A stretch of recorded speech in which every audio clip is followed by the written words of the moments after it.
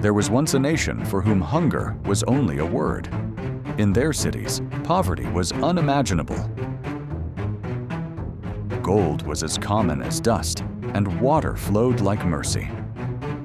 Now imagine, just a tiny rat, and the mighty dam of Marib collapsed, fulfilling a destiny already written. No army attack, no earthquake, no lightning from the sky, just one command from Allah. One single night, and the richest kingdom in the world was buried beneath the earth. This is the story Allah Himself mentions in the Quran. This is the story of the people of Saba, a journey from paradise to destruction. And what comes next will shake you deeply. The people of Saba lived in the southern part of Arabia, in what is today Yemen. But they were not an ordinary nation. They were the most prosperous people on earth.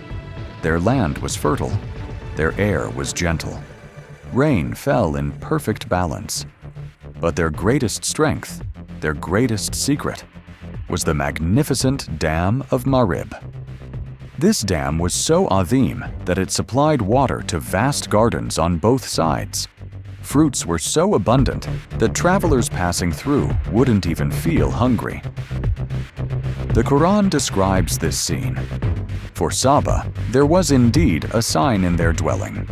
2 gardens on the right and on the left. Eat from the provision of your Lord and be grateful to Him. This was not just wealth, it was a system of divine mercy. Trade flourished every month. The city was clean. The system was organized. People lived in peace.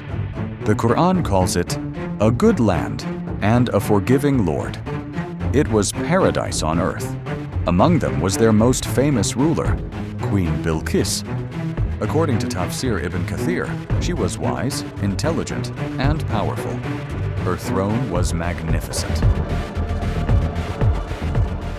Her kingdom was strong and famous far and wide. Her story reached Prophet Suleiman, Solomon, peace be upon him, a prophet whom Allah granted extraordinary power. The jinn were under his command. Birds understood him. Even the wind obeyed him. He sent her a letter. The Quran mentions its words. This is from Solomon, and it begins in the name of Allah. He invited her to submit to Allah. Bilqis consulted her advisors and sent gifts, gold, silver, jewels. But Prophet Suleiman returned everything and said, "What Allah has given me is better than what you offer." At that moment, she realized this was no ordinary king. This was a prophet of Allah. She traveled to meet him. When she entered his glass palace, she thought the floor was water and lifted her dress. Then she realized the truth. At that moment she said, "My Lord, I have wronged myself. I now submit to Allah." According to Tafsir Ibn Kathir, after Bilqis accepted faith, the people of Saba also embraced Islam. This was their spiritual and worldly peak. But time never remains the same. Bilqis's era ended. Generations changed. Rulers changed. And slowly, gratitude was replaced with arrogance. We built these gardens. We constructed this dam. This wealth is the result of our intelligence. The remembrance of Allah decreased. Pride increased. Allah sent warnings. Prophets came, but they mocked them. The prophets said, "These gardens are not your achievement. They are your Lord's mercy. If you abandon gratitude, this mercy will turn into a burden." But they laughed. They said, "Look at our dam of Marib. It is as strong as mountains. Can your Lord even destroy this?" The prophets replied, "When Allah decides to seize, the cause does not need to be great. His command alone is enough." But their faces showed only arrogance. If punishment was coming, it would have come already. Our kingdom is safe. Our dam is eternal. Nothing can destroy us. Years passed. Warnings continued, but their hearts became like stone. Then the Quran describes something that shakes the mind. Allah says, "So when they turned away, we sent upon them the flood of the collapsing dam." According to narrations, small rats began making holes in the foundation of the dam. People saw it, but they were blinded by pride. This dam is the symbol of our power. These rats cannot harm it.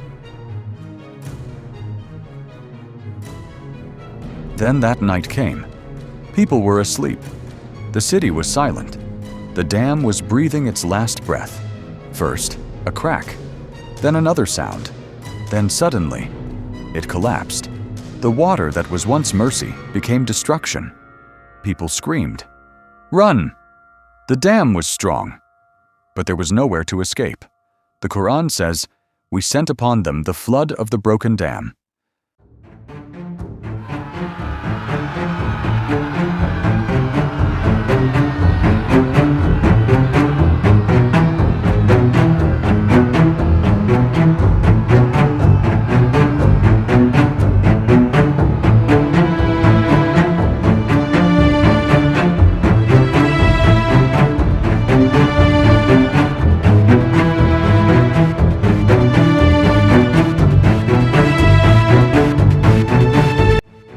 The Prophet's warnings echoed. This is what you denied. People cried, "Oh Allah, save us! We were wrong." But the waves rose higher. Homes, gardens, markets, all swallowed at once. Some fell, some drowned. Every scream dissolved into chaos. Then one final wave, and silence, forever. The land that was once paradise became ruins. Gardens turned into thorns. Cities vanished. Generations disappeared.